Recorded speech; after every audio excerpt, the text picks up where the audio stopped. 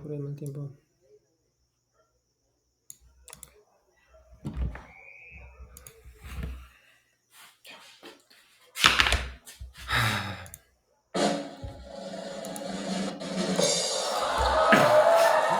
Entonces, esta vez, en esta ocasión, en este momento, en esta circunstancia, vamos a hablar acerca de uno de los tópicos, los cuales son estas cosas de las cuales no nos gusta hablar, ¿no? Como humanos, o sea, porque tú sabes, involucra muchas muertes.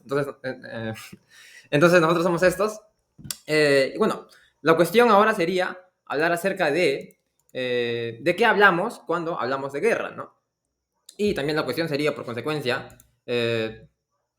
¿cuál es la razón por la cual se dice, ¿no? 1000 años de guerra no, perdón, es al revés. ¿Cuál es la razón por la cual 1000 años de paz constituyen mucho más que un año de guerra, por ejemplo, ¿no? Y es que ciertamente sí, la guerra ha significado tal vez uno de los problemas más intangibles, ¿no? Innatos, pues se podría decir. Es una cuestión filosófica en realidad, ¿no? Por ejemplo, el manifiesto de Sevilla tras la Segunda Guerra Mundial plantea esta cuestión, ¿no? ¿La guerra es una construcción social? ¿Es una invención? ¿Es una artificialidad? ¿O al contrario, la guerra está innatamente en el ser humano, ¿no? Si bien nuestro ensayo se centra en el aspecto de la guerra y su futuro, ¿no? Y todas sus probabilidades en el aspecto de Latinoamérica, en la región latinoamericana, es necesario explicar el significado de la guerra, ¿no? Porque cuando hablamos de guerra, uno puede pensar, no, guerra siglo XX, ¿no? El siglo XXI realmente le da cabida a la guerra, esa es la cuestión, ¿no? Naturalmente, con todo esto de Rusia y Ucrania, ha significado un destape para la guerra, pero aún así es importante recalcar cómo esta guerra está más involucrada de lo que debería en nosotros, ¿no? El primer punto que vamos a tocar es acerca de un poco de estadística acerca de la guerra, ¿no? En el siglo XX, como verán, el 5% de la población humana murió justamente por conflictos, por guerras. No, específicamente por guerras, ¿no? El siglo XX significó nada más y nada menos que la presencia de las dos guerras más terroríficas que el humano haya podido hacer, ¿no? Prácticamente toda su razón, toda su ciencia, todos sus esfuerzos fueron dedicados a matar gente, ¿no? Estamos hablando de la Primera y Segunda Guerra Mundial, 5% de la población humana murió, ¿ok? Ahora, en el Valle del Danubio, hace más o menos, ¿cuánto? Si mal no recuerdo, 3000 años antes de Cristo, no recuerdo bien la fecha, se encontró justamente estos cuerpos, ¿no? Aquí se puede notar que de 400 cuerpos, 18 tuvieron marcas obvias, claras, de guerras, pues, o sea, gente que fue con un mazo así, dead. Y estas constituyen el 4,5%, ¿no? Ciertamente, cuando comparamos 18 cuerpos de 400, nos puede parecer muy poca cosa, pero en realidad, estadísticamente, significan el 4,5% de las muertes. Esto quiere decir, en otras palabras, que el humano, el Homo sapiens, de hace, por ejemplo, miles de años, fue tan violento como el humano desde el siglo XX, ¿no? Entonces, bajo esta idea, partimos del supuesto de que la guerra varía en todo caso, ¿no? También está en Portugal. En Portugal se encontró otro yacimiento arqueológico acerca de que de 400 cuerpos, igual que en el Valle del Danubio, de 400 cuerpos, tan solamente dos de esos cuerpos tuvieron marcas de violencia, ¿no? Y habla acerca del 0,5% de muertos por violencia, ¿no? Si bien estas cifras nos muestran cómo la guerra ha ido evolucionando, escalando, mutando ciertamente alrededor de los grupos sociales humanos, nos da clara evidencia de la trascendencia que puede llegar a tener, ¿no? Por cierto, en el siglo XXI, actualmente, según datos, son el 1,5% de personas son las que mueren justamente por guerras. Ya lo veremos más adelante con un mapita, ¿no? Entonces, ya pasando más al tema central del Perú y Latinoamérica. El primer punto que quisiera tocar es hablar de ya dar mejor, ¿no? Una definición acerca de la guerra, ¿no? Pues bien, etimológicamente, la palabra guerra y war en inglés vienen del alemán Wehrang. Wehrang significa confusión, desorden, ¿no? Entonces, el primer punto, la primera idea acerca de guerra es que la guerra es confusa, la guerra causa desorden. Por otro lado, los griegos, los helenos, tenían una palabra para la guerra, ¿no? Le decían polemos. De polemos es justamente la palabra de la cual deriva actualmente la palabra polémico, ¿no? Entonces la guerra, además de ser confusa y de ser desordenada, es polémica. Bajo estos dos puntos nos damos un panorama general acerca de lo que es la guerra, ¿no? Ahora bien, ¿por qué deberíamos hablar de guerra en el siglo XXI? ¿Y por qué deberíamos hablar de guerra en el Perú específicamente? El artículo 140 de la Constitución peruana menciona que La pena de muerte solo puede aplicarse por el delito de traición a la patria en caso de guerra, importante, ¿ok? Y el terrorismo, claro, conforme a las leyes y los tratados de los que el Perú es parte obligada. Estamos hablando de que, en caso de guerra, yo podría utilizar la Carta Magna para acusar a alguien de traición a la patria y matarlo, ¿no? La pena de muerte. En ese sentido, podríamos dictaminar que el país se encuentra en guerra, es decir, uno podría argumentar que el concepto de guerra ha llegado a un punto en el que ya no da, ¿no? Simplemente guerra ya no puedes, tenemos que actualizarte en lo que respecta a tu significado. ¿Por qué? Porque se ha hablado mucho, muchos autores hablan acerca de una guerra en toda Latinoamérica contra la corrupción, ¿no? Asimismo, yo podría argumentar que en el Perú existe actualmente una guerra contra las mafias y asimismo una guerra entre el Ejecutivo y el Legislativo, ¿no? De ese modo, yo podría argumentar, podría apelar a la Constitución y llamar, por ejemplo, a estos actores que son notoriamente polémicos, importante palabra, y acusarlos tal vez de traición a la patria, ¿sería eso posible? Es decir, podríamos acusar a personajes metidos en esta guerra contra la corrupción de traición a la patria y así, bueno, mandarlos a morir, ¿no? En pena de muerte. Son estos factores por los cuales resulta importante hablar de guerra actualmente, ¿no? Y en este país. Y justamente ya pasando al siguiente punto. No, carga el video. Estamos hablando de que. Estamos hablando de que, a pesar de que no haya muchas guerras actualmente notorias, a pesar de la de Rusia y Ucrania, que ha sido un fenómeno totalmente, a pesar de ello, esto no significaba verdaderamente una paz, ¿no? Es decir, el hecho de que no haya habido guerras, tantas, al menos como en el siglo XX, no ha significado una paz, sino al contrario, simplemente ha significado una especie de, simplemente de tapar un problema que de por sí es demasiado grande, ¿no? Es decir, los mismos problemas hay, las mismas necesidades existen y aún no se resuelven. Por tanto, simplemente, o sea, la única manera es que, la única diferencia es que no se manifiestan esta vez a través de una guerra, pero eso no significa que no sean más catastróficas que una guerra, ¿no? A pesar de que no vivamos actualmente muchos países en guerra, las crisis están ahí, ¿no? La gente muere, la gente tiene hambre, la gente padece. ¿No? Y justamente en este mapa lo podrían ver, pero no carga el video. Ya. Entonces, así es como pasamos al siguiente punto, acerca de ya Latinoamérica en sí, ¿no? Entonces, Lady, ¿qué tienes que decirnos? Bueno, en relación a la situación, uno de los mejores indicadores para medir el poder político de un país es su capacidad militar. En América Latina y el Caribe, los estados con los ejércitos más numerosos son justamente aquellos que lideran el ranking por número de habitantes. Según Global Firepower, Brasil es el país más poblado de la región. Cuenta con el mayor número de personal militar activo, cerca de 334.500 soldados, y que en segunda posición tenemos a Colombia con alrededor de 295.000 y en tercero a México con 277.000. Venezuela, que según estimaciones del Banco Mundial es el sexto país más poblado de Latinoamérica, se ubica cuarto en cuanto a personal militar, con una plantilla de aproximadamente 120.000 militares activos. Global Firepower publica anualmente un ranking mundial de países basado en un índice de fuerza militar. Este indicador tiene en cuenta distintas variables como el presupuesto militar, el número y la diversidad del armamento militar disponible y otros factores geopolíticos como la flexibilidad logística, infraestructura y recursos naturales. En 2019, los países latinoamericanos mejor ubicados en dicho ranking fueron Brasil en la 13ª posición, a nivel mundial México, Argentina y Perú en la 42. ¿Qué justifica una guerra? Es la pregunta que planteamos.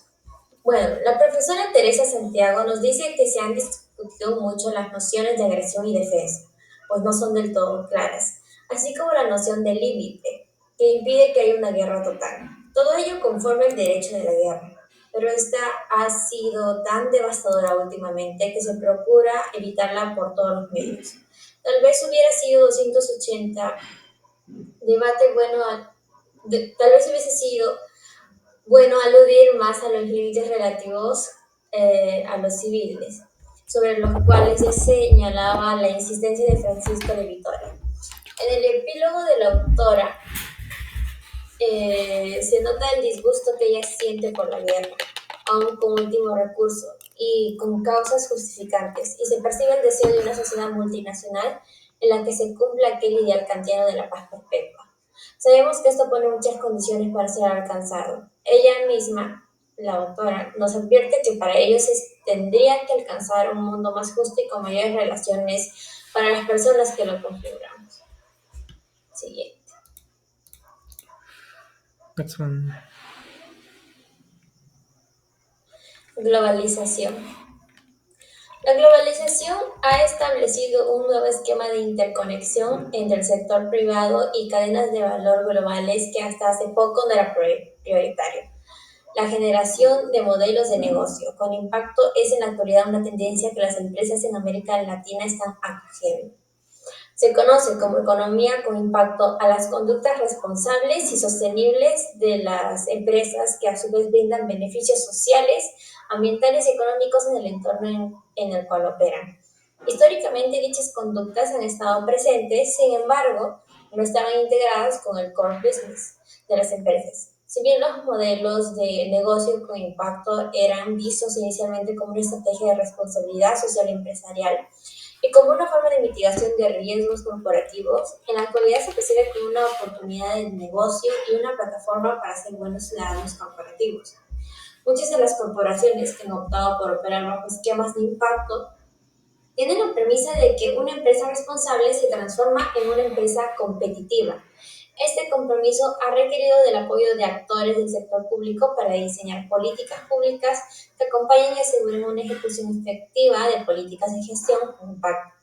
Es así como acciones que previamente eran de cumplimiento voluntario, es decir, mínimo de condiciones ambientales, impacto comunitario, entre otros, en la actualidad están reguladas y son de obligatorio cumplimiento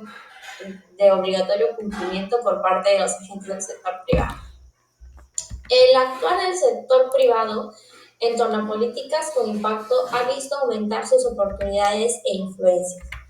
Los consumidores están más activos en la búsqueda de productos que sean social y ambientalmente responsables, razón por la cual muchas empresas están comenzando a dar más relevancia a factores de largo plazo de la producción sustentable, más allá de los costos.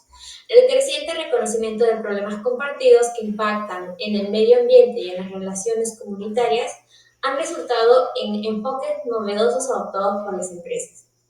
Prácticas tales como contratar y desarrollar talento local, permitir la inserción en cadenas de valor globales de microemprendimientos, traspaso de mejores prácticas a productores, migración a procesos de producción más amigables con el medio ambiente están comenzando a ser implementados por las empresas en América Latina. Organismos internacionales han liderado campañas y programas que buscan una mayor vinculación entre el sector privado y su entorno social y ambiental. Iniciativas como He for She de ONU Mujeres y los principios de conductas empresariales responsables de la OSD son ejemplos de estos casos. Desiree les va a explicar más. Entonces, un punto también que se tocó en el ensayo va a ser la guerra contra el narcotráfico, porque en sí abarca varios países, pero nos hemos enfocado sobre todo en tres, en México y en Colombia. Y antes de comenzar quería mencionar que en esto del narcotráfico en sí existe, no voy a mencionar cuál es su nombre, pero que es que cuando cada vez que se combate en determinado lugar termina extendiéndose a otras naciones. En el caso de México es un país que va a ser bastante conocido por haberlo combatido. En sí su lucha comienza con Felipe Calderón en ese periodo que se conoce como el sexenio, que termina en el 2002. Y en sí su gobierno va a estar enfocado mucho a combatir el narcotráfico. Pero cuando una vez que se termina, va a ser continuado por Enrique Peña Nieto. Pero lo que ocurre con él es que ya lo consideran como una guerra perdida.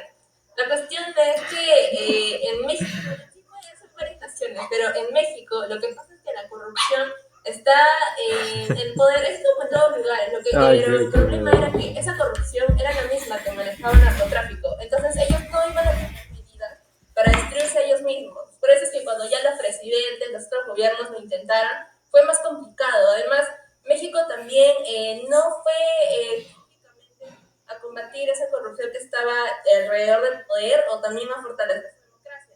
y la consecuencia inmediata de eso va a ser que las Fuerzas Armadas, la policía, va a tener un desgaste en lugar de estarse proyectando. Es algo también que va a pasar con Colombia. En el caso de Colombia no fue diferente, también se le aplicó un plan, también tuvieron influencia de Estados Unidos, pero en Colombia, a comparación de México, no va a ser como una prioridad combatir, es decir, tenían este plan de combatir el narcotráfico, pero no se va a ver tanto como una prioridad. A pesar de eso, van a ocurrir también capturas importantes y también se van a destruir dos cárteles que eran bastante preponderantes en ese país.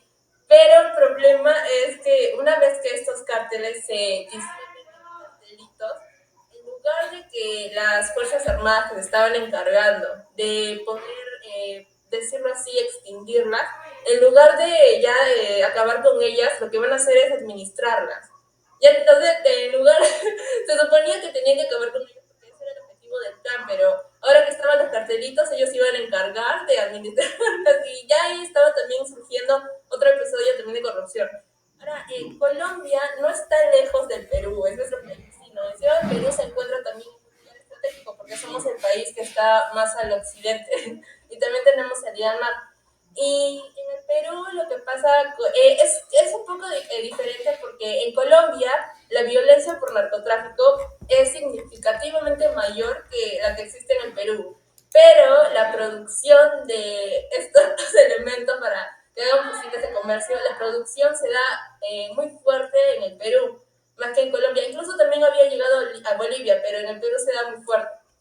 Ahora, en sí se podría combatir. Lo que sucede es que en el Perú hemos pasado por un periodo ya de violencia y un país obviamente no quiere volver a vivirlo, pero en México, cuando se dio esta guerra contra el narcotráfico, también dio lugar a que se diera un episodio sangriento, sobre todo en esta época de Felipe Calderón, luego cuando pasaron. Entonces, un país no quiere volver a vivirlo cuando acaba de salir de uno.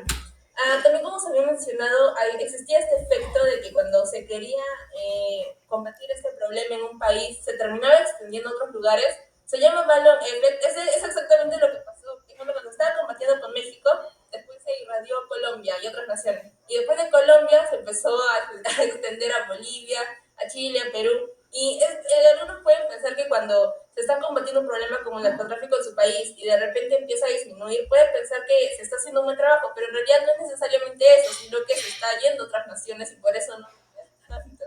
Entonces, también otro tema también que hemos tocado en el ensayo, ¿qué le puedo hacer la siguiente, por favor?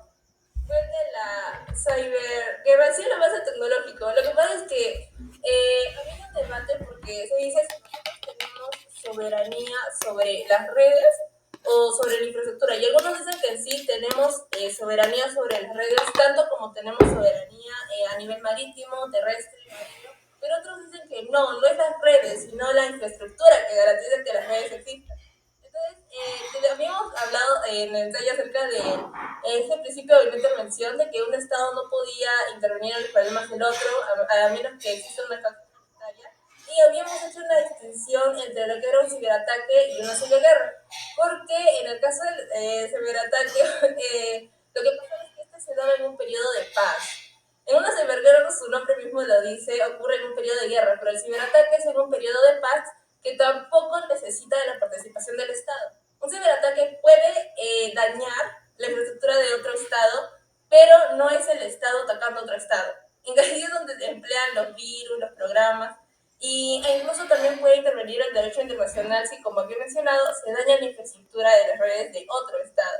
Ya en el caso de la ciberguerra, sí es, ese es ya en periodo de guerra, se utiliza como una táctica para debilitar al oponente. Y en este caso, en el Perú, algunos pueden pensar que esto se puede dar solo en países potencia y no en países en vía de desarrollo, pero en realidad en el Perú sí se ha tomado en cuenta, espero ocurrir aquí, porque se había creado un comité, la Oficina Nacional de Gobierno Electrónico se había creado a inicios de este siglo, me parece. Pero también en vista de que se había evaluado que el Perú no estaba preparado, en caso de que haya un ciberataque, el Perú estaba bastante vulnerable.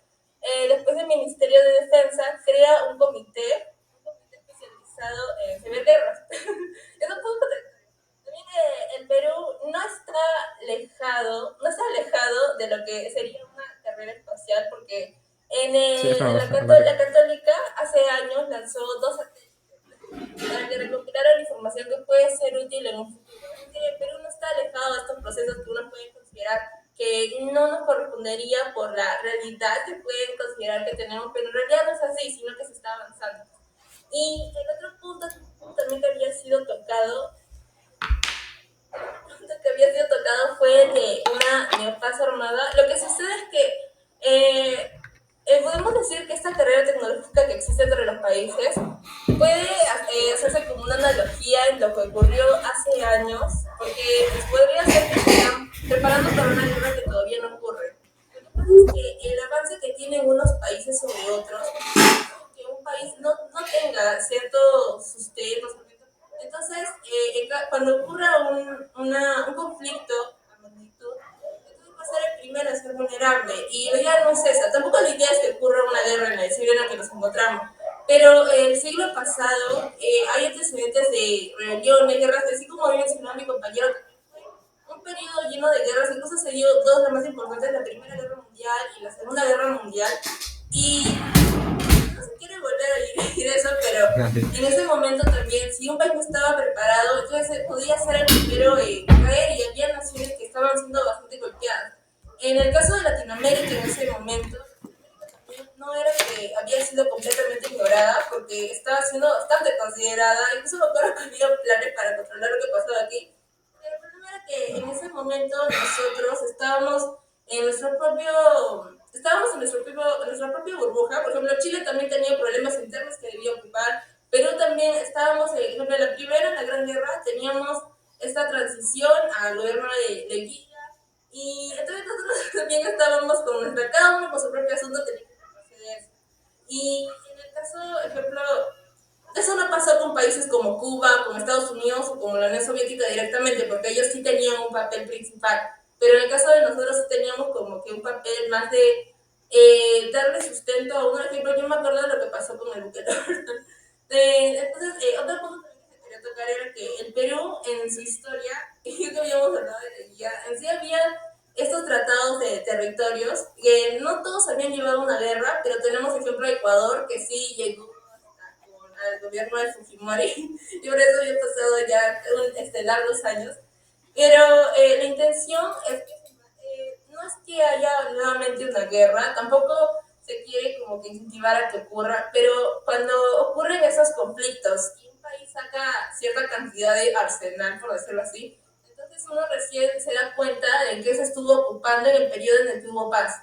Y en el caso de Perú, a pesar de que existe eso de la defensa, que existen instituciones que se encargan de eso, en realidad uno podría pensar también que no está completamente preparado, o que tiene instituciones que se están doblegando. Es que también no es tan fácil cuando se tiene un problema grande como el de la corrupción, en el que un país quizás no puede dar el ataque como daría normalmente cuando tuviera ¿cómo se le diría? Una mayor base en el poder, en la democracia. Entonces, lo que pasa con el Perú es que tiene que mejorar determinados aspectos para no encontrarse en la desventaja que algunos podrían pensar, en la que ya se encuentra desde ahora, porque tampoco puede negar algo que todavía no ocurrió. No se puede negar.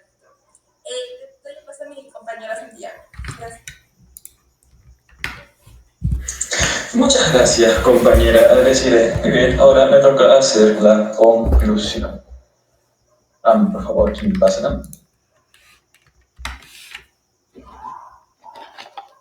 Muchas gracias. Muy bien, luego de revisar la guerra contra y del narcotráfico, luego de ver los avances tecnológicos por parte de no solo los propios gobiernos, sino por las empresas privadas, esto ya acompañado de la histórica existencia de los mercenarios, es imposible no plantearse la pregunta, ¿es la guerra un negocio? Y por supuesto que lo es. Realmente lo es, ¿no? Al final, el mercado solo responde ante las necesidades de los clientes. Desde que existen los herreros que fabricaban las armas y armaduras usadas durante la guerra y fueron recompensados por lo mismo, ya podemos hablar de una mercantilización del conflicto, pero yendo más allá. Es obvio que la guerra generalmente responde ante un fin económico. En muchos casos, esta se desata con el fin de la obtención de recursos naturales, obtener territorios que funcionan como zonas estratégicas para el desarrollo económico. Véase ya los ejemplos dados por el expansionismo estadounidense, o en nuestro propio país también. Al final, la guerra del Pacífico se libró debido al incumplimiento de un contrato referido al cobro de impuestos por la extracción de sal. Y al mismo tiempo, esto alimenta a las empresas dedicadas a la venta de equipo armamentístico, desde Beretta, pasando por Colt, Remington, llegando hasta la actualidad con Lockheed Martin y Boeing. Y basados en lo anterior, muy bien, la utilidad de la guerra queda implícita. Nice. Is it? La guerra es útil en su posición de medio para alcanzar un fin. Pero proponiendo algo más que los fines económicos, Marx y Engels, en el Manifiesto Comunista, nos hablan del conflicto eterno que mueve los ejes de la historia.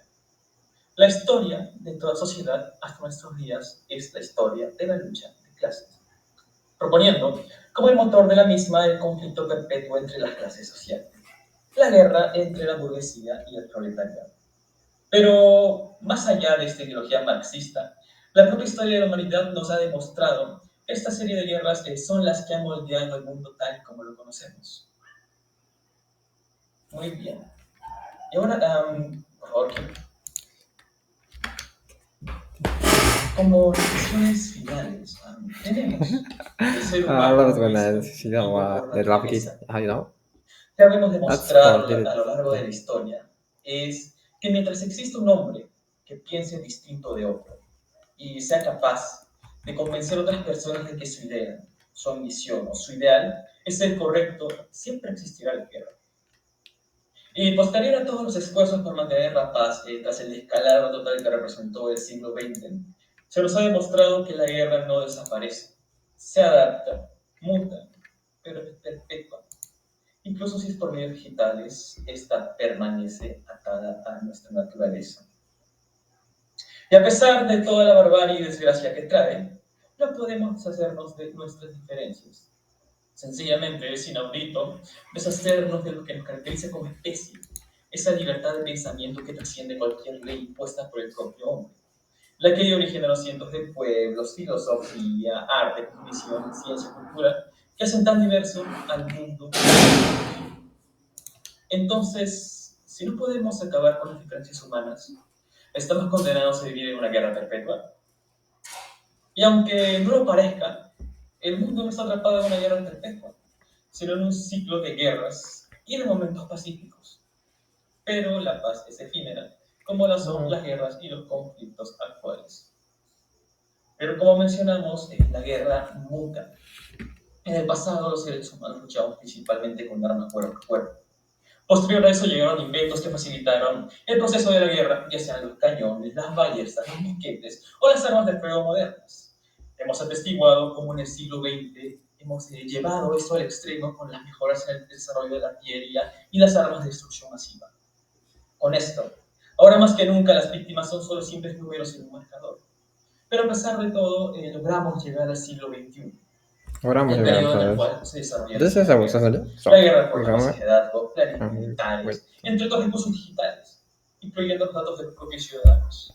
Así que nunca una guerra había sido tan ajena y al mismo tiempo tan personal para nosotros. ¿Sí? Pero para finalizar, regresando al Perú y su forma de experimentar estos conflictos, resulta que nuestros principales conflictos no parten de tensiones con otras naciones, sino de un conflicto entre los propios ciudadanos. Si algo nos hemos aprendido de las protestas realizadas en el marco de la vacancia del presidente Pedro Castillo, es que somos una bomba de tiempo con el detonador descompuesto. Tal vez en muchos años, o tal vez mañana, porque estoy seguro de que nadie se esperaba lo de Castillo, solo sabemos que si no hacemos algo por remediar esta situación, tarde o temprano volveremos a explotar, porque ya lo hicimos.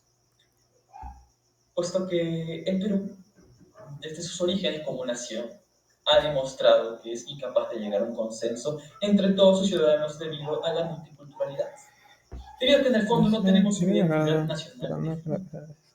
Es triste pensar que el Perú, siendo un crisol de muchísimas culturas, se tenga que unir bajo un sistema que solo funciona en sociedades culturalmente homogéneas, condenado a tratar de ser algo que jamás podrá ser. Porque si el Perú pierde su diversidad, se pierde a sí mismo. Así que mientras perdure este sistema, estamos condenados a perpetuar el ciclo de conflictos. Muchas gracias.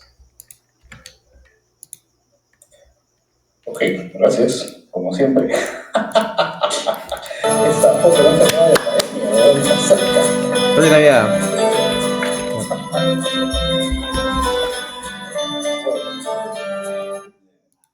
Estaba agradeciendo haber puesto el micro apagado cuando empezó su exposición, porque realmente esos tambores me hicieron reír bastante.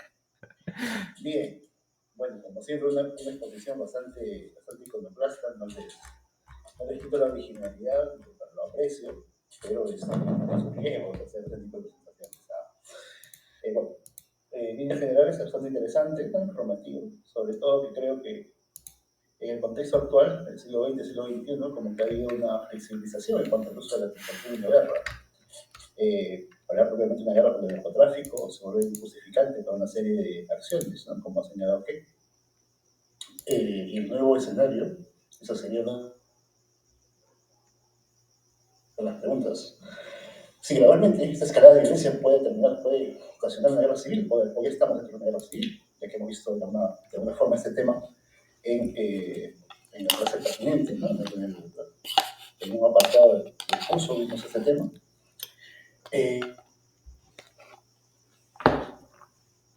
También usadas por Santiago, ¿no? Una bomba de tiempo con el temporizador roto, ¿no? Pareció genial, muy preciso. ¿Estamos en una guerra civil o no lo estamos? Y bueno, haciendo un poco aquel, como le agrada, esos escenarios futuristas, este contexto nuevo que ha traído pues una serie de elementos muy modernos. Antes que se me vaya, cuando dijeron lo del salitre, el motivo de la guerra, el uso, también hay que ver los usos del salitre. El salitre también se usaba, o sea, todos recordamos que es como un fertilizante, ¿no? Pero no, también se utilizaba para el mismo negocio de la guerra. El salitre era usado para refinar la pólvora. Claro. Sí, estaba directamente vinculado al negocio de la guerra. Entonces, ese era el añadido para Chile, ¿no? En realidad lo que le interesaba, lo de explotar, más que el fertilizante. Sí, bien. Volviendo a mi pregunta, este escenario de ciberataques es un espacio, pero esa diferenciación entre un ciberataque y una ciberguerra es bastante preciso. ¿Cómo ve el contexto con los demás países de la región? ¿Llegaremos a una guerra, a una ciberguerra, o nos quedaremos en esos ciberataques de anónimos nada más? Esas serían las dos preguntas, una en torno a la guerra civil y la otra, la posibilidad de entrar en ciberguerra con otros países de la región. Deciré. Cualquiera puede contestar, ¿no? Sí. Bueno. Sí, Kim, Sí. ¿cuál quieres tomar tú? Sí, creo que debería comentar algo porque su micrófono está silenciado. Yo quiero comentar lo de la guerra civil. Ya, tú empieza. Sobre la guerra civil. Que si se puede desatar una guerra civil, ya se desató. O sea, bueno, la superamos en los años 80, cuando el propio terrorismo se puede considerar, es una revolución marxista, como lo decía en el manifiesto comunista, que el único medio para alcanzar esta utopía comunista era la revolución violenta. Y mediante esta consigna, que también está estipulada en el Manual de Marxismo-Leninismo de Perkusin, en el que se habla de que todo aquel que no pertenezca a esta revolución, que no la apoye, es automáticamente un enemigo de la misma. Así que se puede hablar de que ya hubo una revolución, una guerra en el país. ¿Se puede volver a desatar? Sí, claro que sí. Siempre que exista un conjunto de personas mayoritario, bueno, tal vez no tan mayoritario, pero un conjunto amplio de personas que se sientan abandonadas por su propio gobierno, sin mucha instrucción, y que sean susceptibles a esta clase de ideas revolucionarias. Siempre existirá ese riesgo latente de que algo como ocurrió en los 80 vuelva a ocurrir. Bueno, sí, quisiera algo cargado. Bueno, yo al respecto de lo de la ciberguerra. Bueno, en realidad, tengamos en cuenta que estos aparatos llamados celulares, benditos celulares, ya se han convertido en nuestra tercera mano, ¿no? Prácticamente aquella persona que no use redes sociales se vería ciertamente limitada en todos aspectos, ¿no? Entonces, en ese sentido, lo virtual, el mundo virtual se constituye como el tercer mundo, ¿no? Un mundo necesario y al ser necesario, por tanto, va a haber interés por él, pues. Entonces, naturalmente, va a haber de por sí, ahora ya vemos, ¿no? Con esas nuevas carreras que se centran a la programación, a lo cibernético, también vemos como las ramas que tal vez no podrían estar muy ligadas a lo virtual, a lo informático, se relacionan, ¿no? Ustedes ya ven, ¿no? La geografía informática, los mapas cada vez son más importantes para justamente eso, ¿no? La programación, el derecho se relaciona con la programación, la medicina también entra en programación, entonces los robots, la inteligencia artificial, todo se relaciona. Entonces, en el problema latinoamericano y su papel con respecto a estas nuevas tecnologías, pues naturalmente, indudablemente va a ser trascendente, ¿no? No cabe duda, realmente no cabe duda, ¿no? O sea, son demasiadas cosas que se pueden tener con esta tecnología. En ese sentido, ahora, cómo actuemos nosotros como países y la organización capaz, bueno, decir ya había mencionado y me gustaría que se explaye en este punto acerca de qué es lo que hemos llegado a constituir nosotros como país. Pero lo que quisiera recalcar, no, eso sería todo en realidad, ya.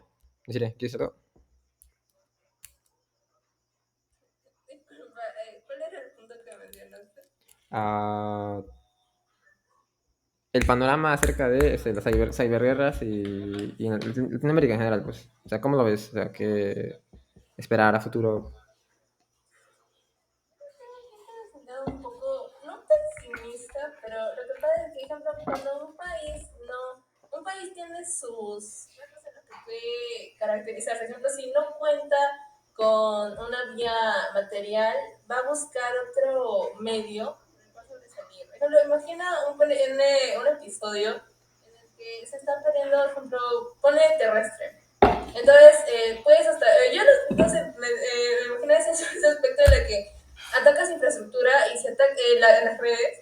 Y si políticamente sobrecargas o arruinas esas redes, las comunicaciones sobre lo que pueda tener otro estado, entonces, como había mencionado, ya estás utilizando una táctica, ya hasta incluso podrías entrar en ventaja, diciendo que ahora los aparatos electrónicos, los sistemas se emplean tanto, incluso como también, están tan ligados, acompañando tanto a cada aspecto que se maneja en el Estado, entonces que Ay, no, saboteado puede significar incluso su caída. Yo lo veo por ese aspecto. Y se puede dar incluso en los que no tengan determinado, ¿cómo se diría?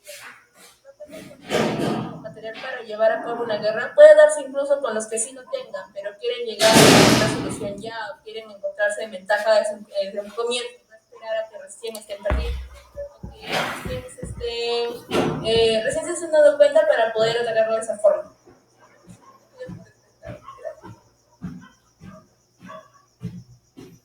Ok, bueno, bien muchachos, bien Ken, Siré. Va a ser una exposición bastante interesante, solamente algunas recomendaciones.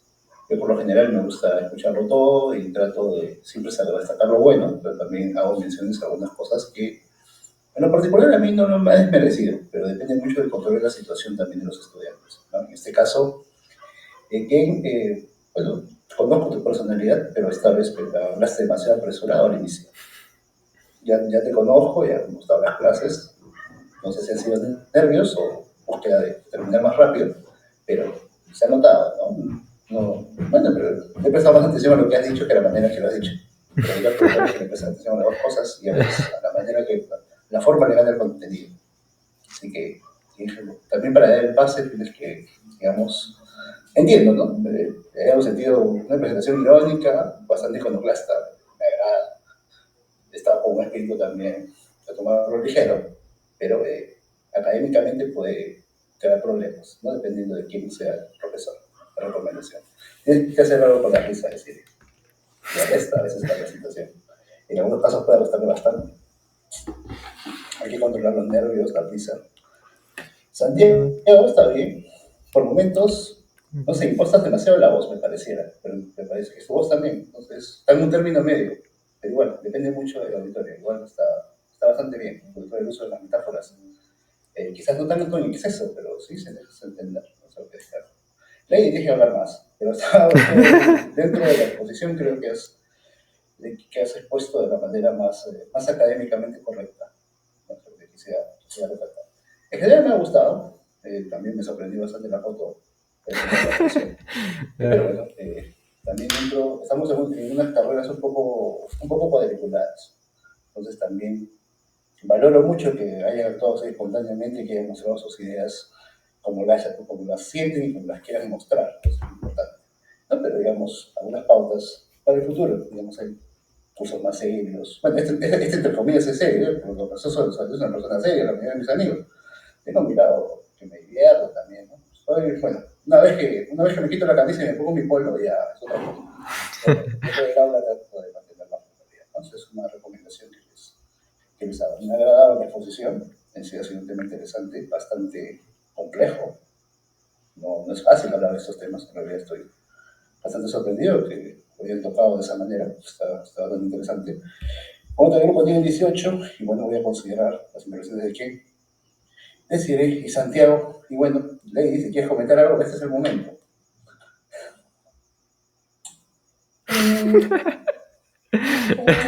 No, creo que es que ya mis compañeros dijeron absolutamente todo. Ya no sabría qué más decir.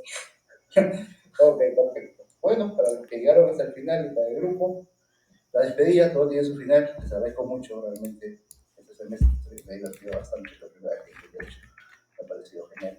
Sobre todo que dentro de la experiencia que tengo en este semestre, letras, le ganaba a mi facultad, este año no sé qué ha pasado.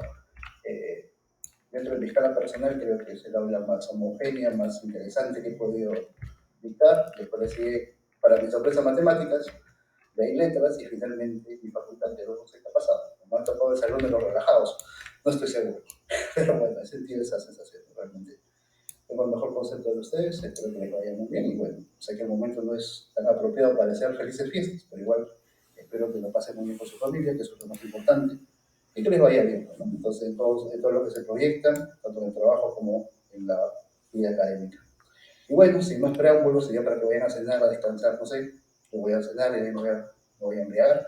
Espero que tengan un buen fin de semana y unas felices fiestas. Yo no soy creyente, pero que deseo igual que la pasen muy bien. Cuídense mucho. Nos vemos Alberto, Eusebio, que están hasta el final, y a todos los que estén del otro lado. Cuídense mucho.